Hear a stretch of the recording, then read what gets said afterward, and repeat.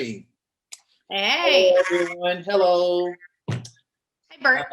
Yeah, it is another week in security. I'm glad you guys are doing well out there. I hope you all somewhere warm because it's definitely cold down here in Austin, Texas. I Gosh, am Bert, and I am here today with my lovely host.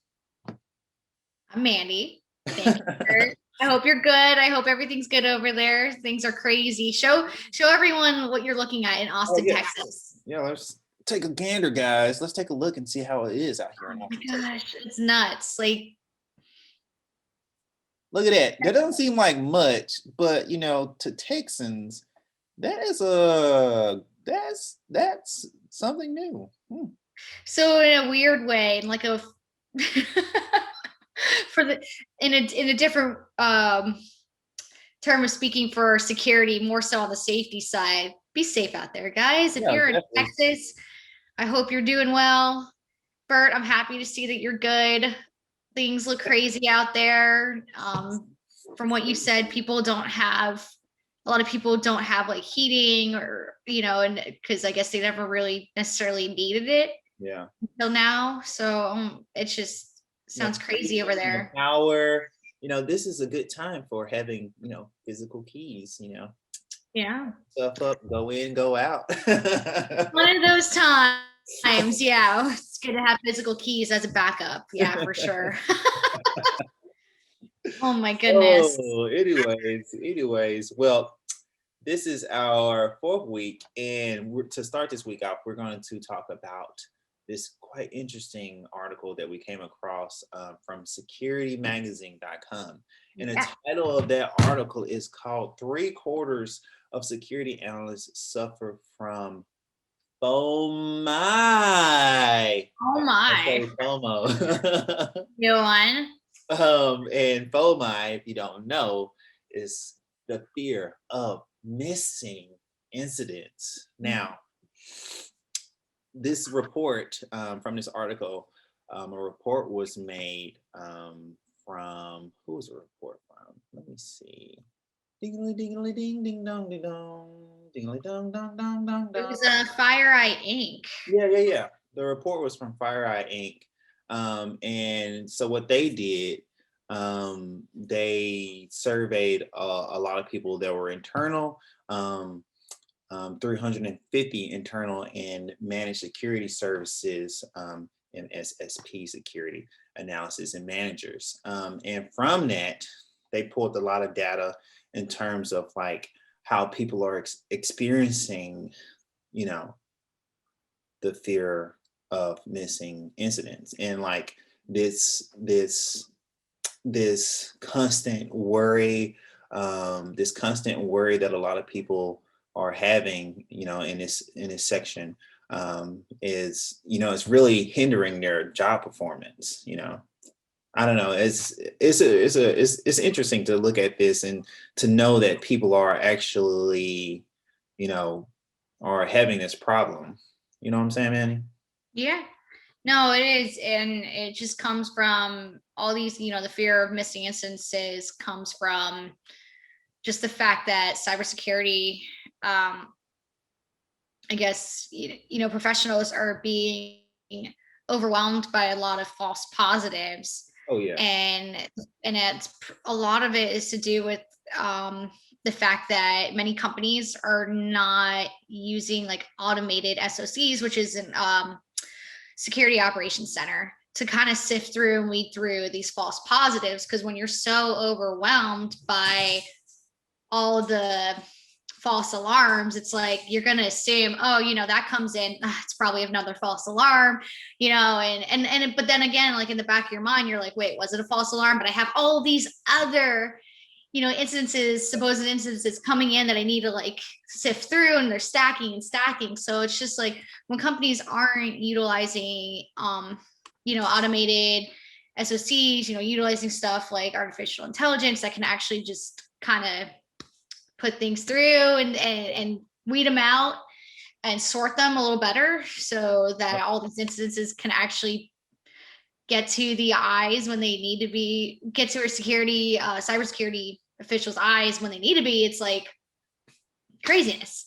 It is crazy. I mean, it's crazy because so this report finds that security analysts are becoming less productive due to the widespread of alert fatigue, Hmm. resulting in ignored alerts, increased stress, and fear of missing incidents. And like Manny was saying, like you're getting all these alerts coming in, and I can only imagine if I was an analyst or anything like that, and I'm Yeah. constantly looking over alerts and all these things that are coming in, it kind of stress you out a little bit. I mean, it's I don't know.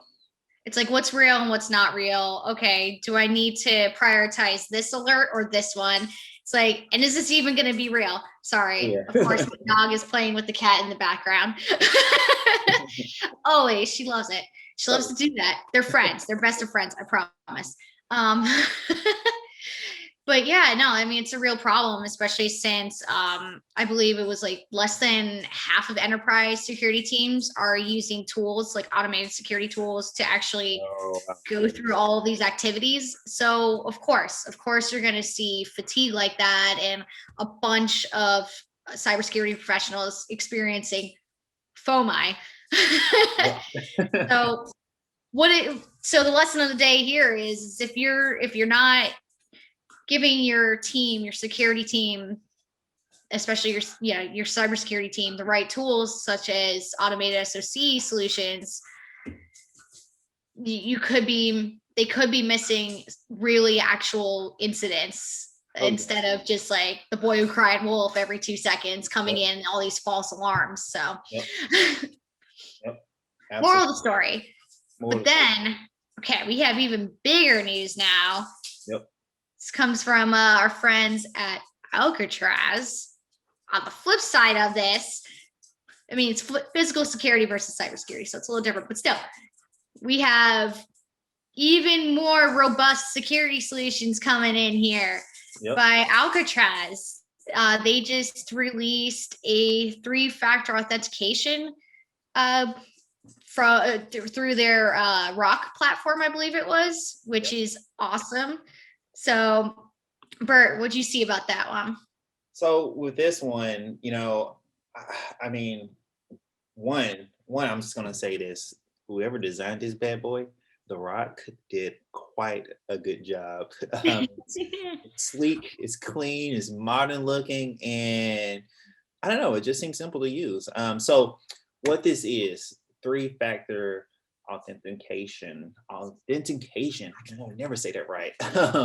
So what this thing does is it gives the user like three ways to grant access for Mhm. the most part. So if someone wanted the use of biometrics, they could. If someone wanted the use of key cards and such like that or whatever, they could. And if someone wanted them to be able to just be able to access through fobs and all that other stuff like that, they most certainly can. And I can see how the Rock can be used in a lot of different settings, and most importantly, the Rock can be used for like government entities and like nuclear plants and like military places or anything that's just like high interest, high like that needs high security. This is definitely something they can definitely use because it offers those levels of like of access, or granting access to someone. So no Yeah. one's just gonna like, what, I'm going to figure out the password and I'm gonna get in, or I'm going to just steal somebody's key card. No, you need way more than that. And being able to have this all set up in this one thing, I find quite amazing. Yeah, no, I think it's awesome. Because with it combines everything like the three factors of security all together. So you have, I don't know if you all have heard of this. I'm sure you have at some point, but that the three factors, it's of security. It's something such as a password, something you have, which would be a key card, Mhm. and then something you are. So your face, your fingerprint, your biometrics. And I think it's really cool how Alcatraz has just so smartly put all these three things together, because then you have, in the three-factor authentication, it's using it's using, like Bert, you said, it's using the badge, and then on top of that, it's which is something you have, and then it's using a pin. You have to add a pin in there or something like that, or a password. And then of course, they're using facial authentication on top of all of it. So that is 3 steps right there. And of course, facial authentication is something you are, but I don't know. It's amazing how they how they have combined all these things. It's not something that you're seeing very often, and it's really important that certain facilities, like you mentioned, Bert, like just facilities that require high-end security, high and stronger security, Absolutely. are now utilize this platform. So big props to Alcatraz, because Yeah, that's a big deal. it is a big deal. Let me drop this quote from this article because you always got to quote somebody from this thing. So this quote reads: "The addition of 3-factor authentication is an exciting enrichment to the Alcatraz Rock platform, as it is our goal to deliver autonomous access control that offers security that is unrivaled and is more affordable than security guards or turnstiles," says D. Augustine. And the thing that stood out to me the most from that quote was the affordable part. Mhm. So you Yes. got something on your hands that is powerful, that uses multiple levels to grant access to certain things, and it's Yeah, it's wow. huge. It's great. And the more things become affordable, the more companies will be able to actually use them. And Oh yeah, yeah, absolutely. it's good stuff. Good stuff. Good job, Alcatraz. You guys are awesome. I enjoy hearing whatever news comes out of that company. So It's just the affordable piece. I'm like, man, it's beautiful. This is a beautiful device. Amazing. mhm, it's awesome. And with that being said, I think we touched on the 2 biggest pieces of news we felt came into the security industry this week. Bert? Absolutely. Absolutely. And with that being said, everyone, we hope you all are somewhere safe, well, and warm. And Absolutely. until next week, you know, if you guys have any ideas or if you guys see any alerts in the industry, please let us know. Drop some comments below, like and subscribe. And we will be here again next week. All right. Thanks all. Thanks for tuning in, and have a great weekend.